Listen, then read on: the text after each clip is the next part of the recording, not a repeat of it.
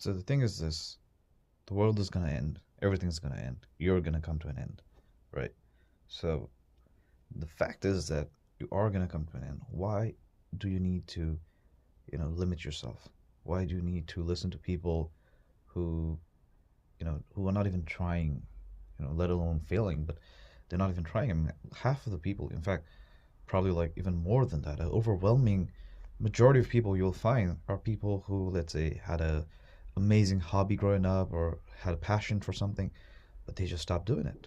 They just stopped, working on it. And I gotta tell you something very important that it's passion and following up your passion is not only about like getting famous or becoming successful in a monetary kind of a sense. That's not what following passion should always be about. But following passion should be more about, getting the thrill out of doing the work itself. Like for example, if you really enjoy making art, you should always enjoy making art. That's all you gotta do. Whether or not you end up being successful from a financial point of view, from a monetary point of view, is dependent on actually your commercial skills and not necessarily your art skills.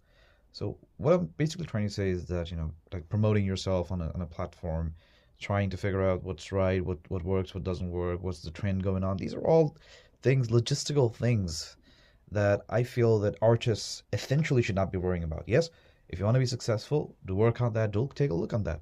I'm not denying, I'm not saying that don't look don't focus on the money part. Do focus on the money part. That will only make you feel much better about your art. But what I'm saying is that even if there is no monetary benefit coming your way, you should still do the art because your art is what you're living for.